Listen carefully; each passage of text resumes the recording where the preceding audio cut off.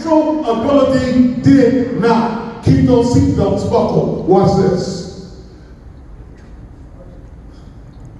Here we go. Okay. I'm worried about natural talent. Here we go. Okay. Let me tell you about the West Point story. West Point is a U.S. military academy. But before the West Point story, let me tell you about the McKinsey story. How many of you heard of McKinsey before? McKinsey is the top company in the world when it comes to natural talent. They're the top global management firm in the world. McKinsey also operated on some faulty assumptions, and here they are. They ended up putting together a paper called The War for Talent. Everyone shout, talent.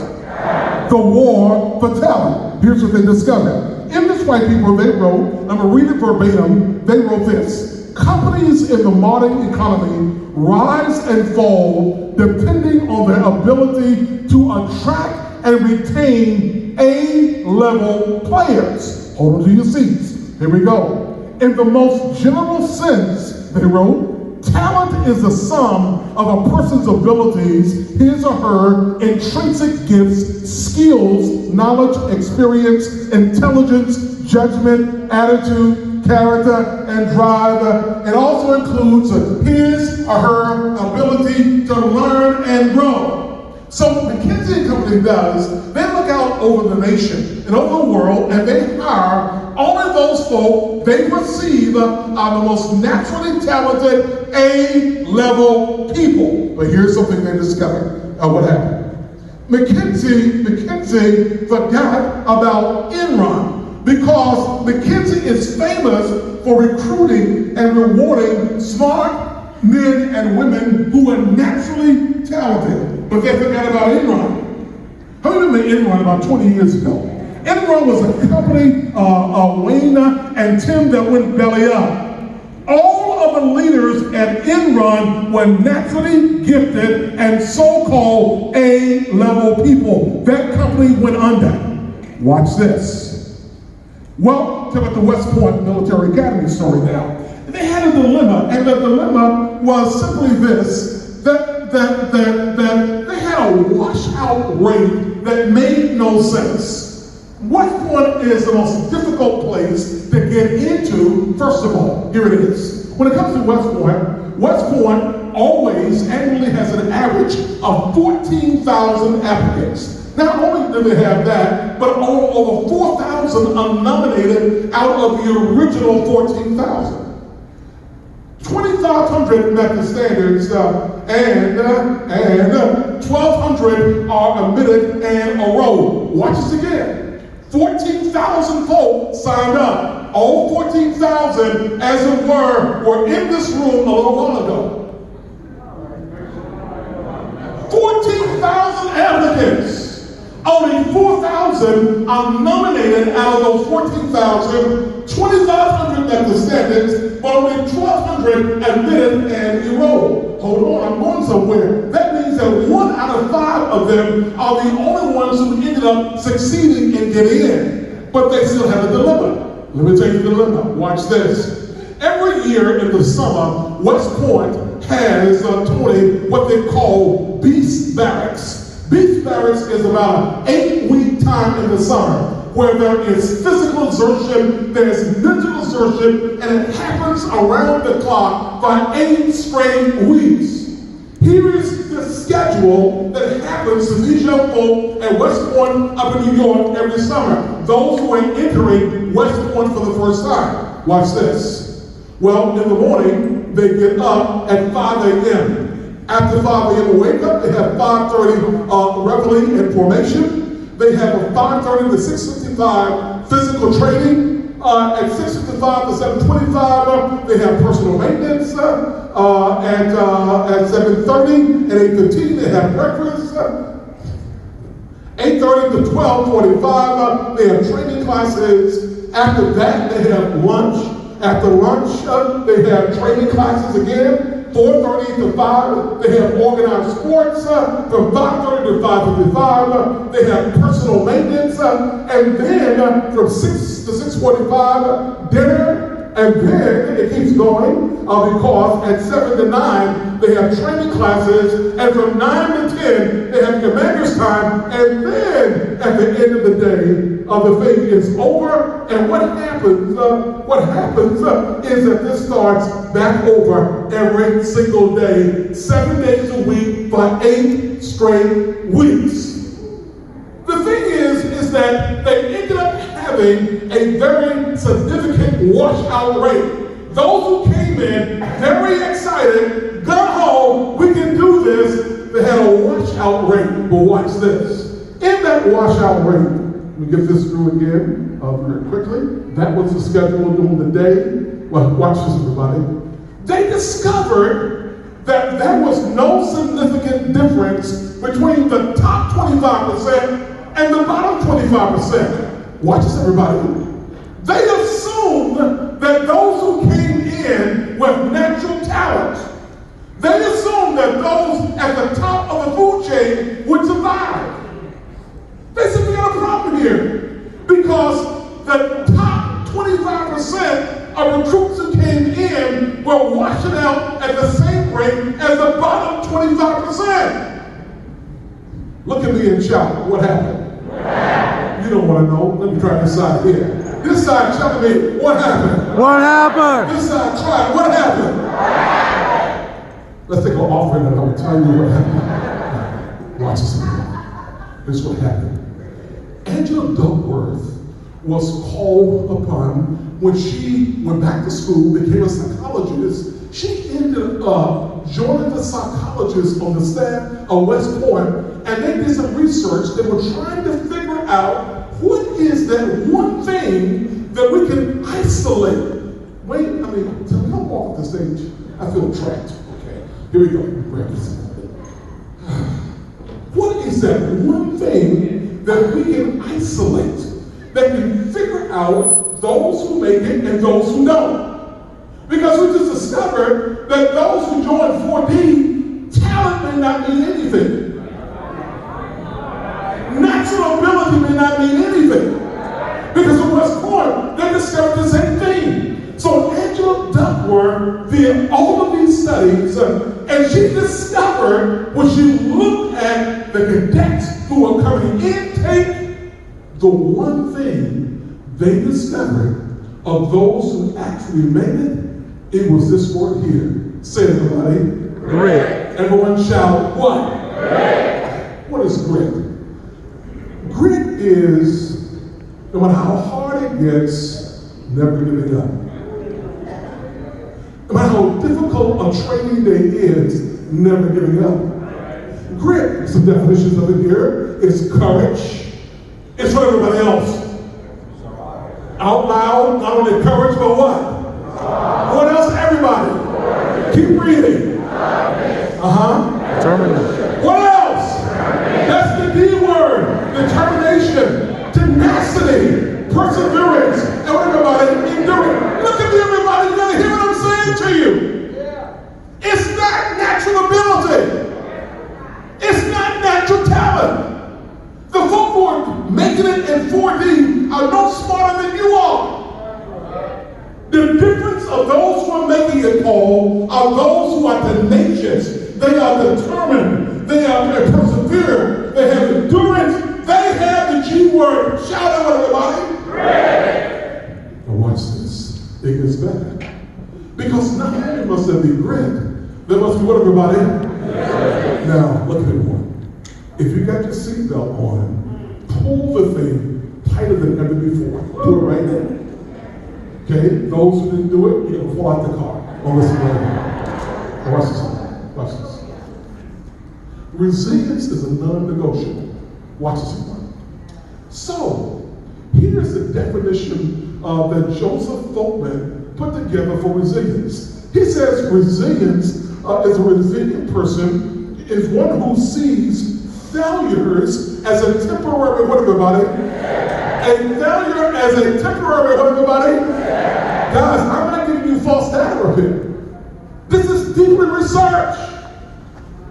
Resilient people are those who see failure as a temporary setback. They can recover from how quickly? Quickly. They maintain a positive attitude and a strong sense of opportunity during periods of turbulence. Tell you about a lady named Helen Keller. How many of you ever heard of Helen Keller before? Now tell me, buckle your seatbelt real tight on this one here.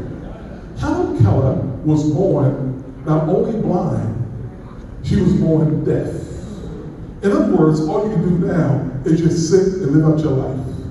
She couldn't speak, she couldn't hear, she couldn't see. But Helen Keller ended up going to school and got a degree from Radcliffe College. Not only that, but Helen Keller, of all people, ended up writing a book called Optimism. How do you write a book on optimism when you are deaf, you are blind, and you cannot hear, you cannot talk? Went to college, despite the obstacles, despite the failures. She ended up writing a book on optimism. Watch this, it gets better. Let me tell you about this friend named Chris Simons. Chris Simons is in school with Wayne, with Tim, and myself in college. Chris Simons was the most athletic guy around. About 11 years ago, Chris was diagnosed with Lou Gehrig's disease, or ALS. He was diagnosed with it, and the average lifespan is only 2 or 3 years. In fact, everyone who was diagnosed with ALS after Chris are all dead. Watch this. What was the difference? I want to call it resilience. In fact, Chris texts me every single day. Chris has now gotten to the place because one of the impacts that happens to you with ALS is eventually you can't breathe anymore. Chris now, in the last few weeks, has practiced getting off the vent, and he's up to an hour and a half breathing on his own. Chris said, I plan by God's grace, someone shout God's grace, because you can't do this on your own. Chris says, by God's grace, I plan to be the first person that reverses ALS. It's called resilience. Tiger Woods is the greatest golf player alive. I mean, he was the guy that, remember, most of us got into golf when Tiger came on the scene. Some of us started playing, some of us didn't. I am an awesome caddy. I am. I'm very good. I really am. Watch this, everybody. Over 5 years ago, Tiger lost several things. Tiger lost his marriage. And you're going to give up with that one. Marriage is over. You remember all the sordid stories and the stunning events that happened there in Florida with golf clubs and dinner cars. Tiger lost his advertisement contracts. Tiger lost his children. Tiger lost his health, that huge back issue he had. Tiger lost his game. Was not, didn't even make the cut sometimes. Didn't qualify to play in the golf tournament. Tiger lost his reputation. It was all over. But there is this thing called resilience. If Rick is staying at it, despite the obstacles, resilience is that when you fail, the ability to get back up again. Watch this, everybody. How many remember this? A few months ago. In thousands behind him coming down the hill. And you have to think, this whole process, I mean, it has been a winding journey of a process. It's exciting. It's like the Open Championship where they let the gallery converge on the 72nd hole, and we'll lock up with the players. You have to walk through a lot of the gallery.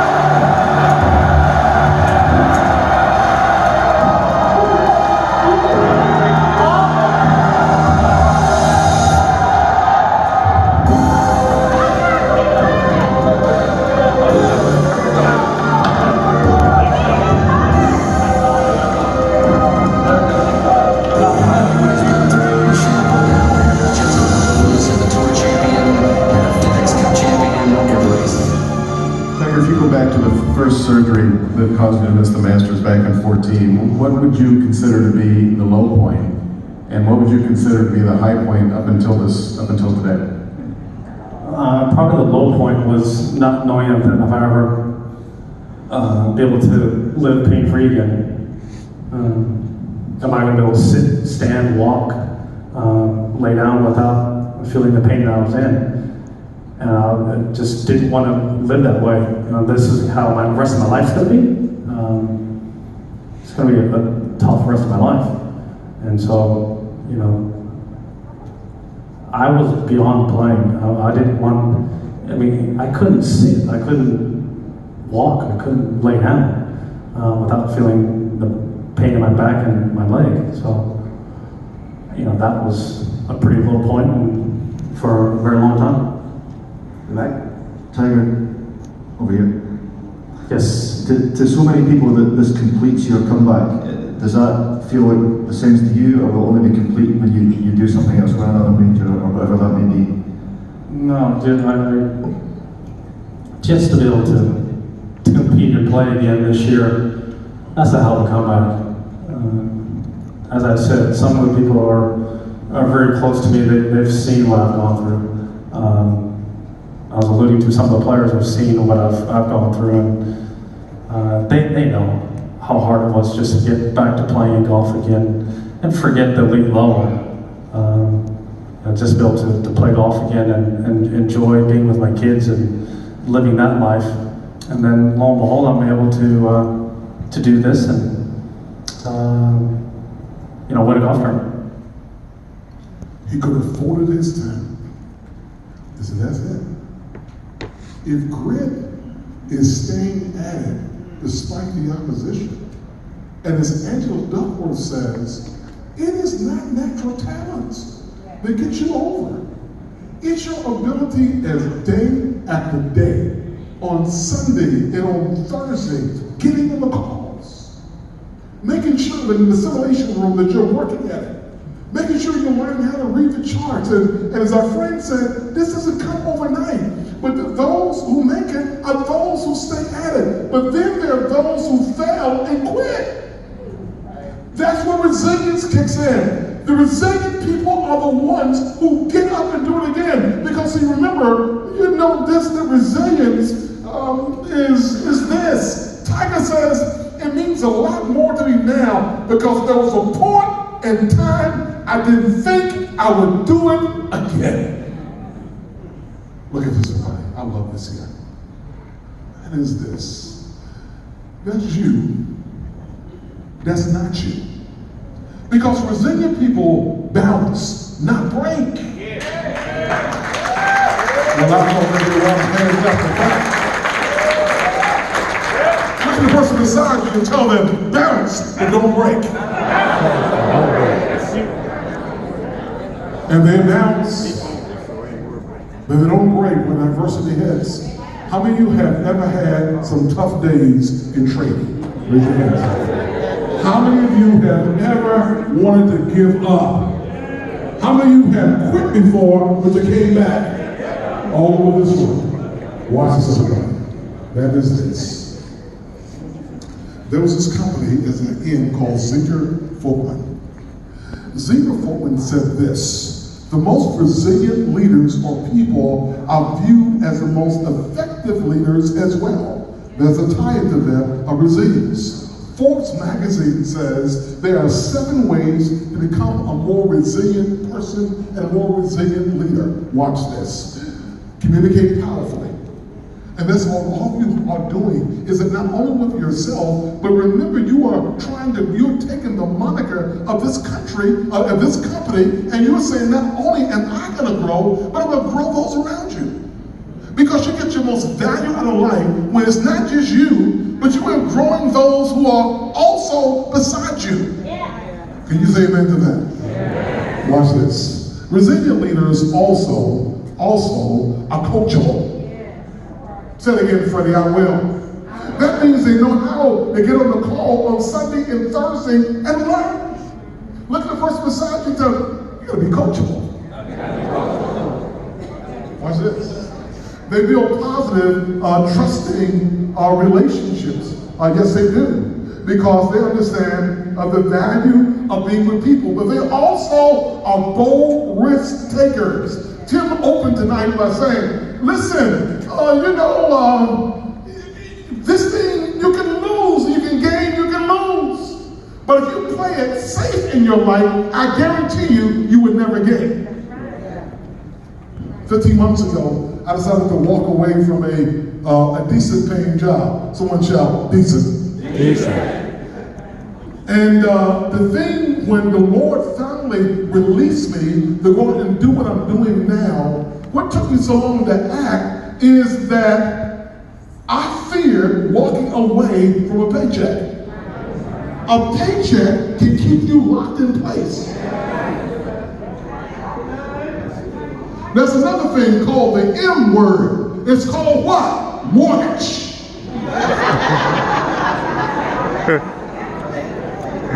But those who make it in life, I want you to hear me, learn the value of taking risks. And with this, with 4D, it's not just risk, it's informed risk.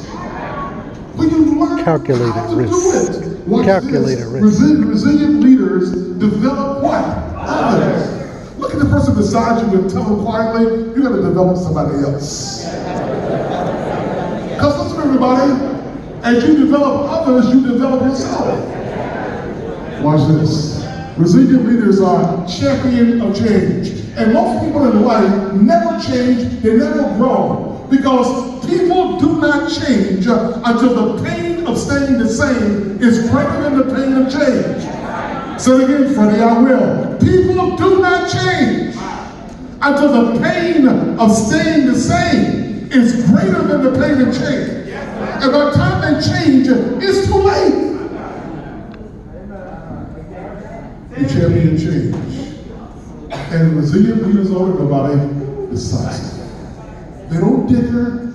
This evening Tim stood and Raymond stood and said, those who want to do this, come down front. At some point, you're going to be decisive enough to make a move.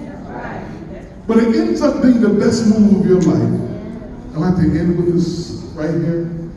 And so resilient people and leaders they communicate powerfully, they're coachable, they build positive trust relationships, are bold risk takers, develop others, champion change, are decisive.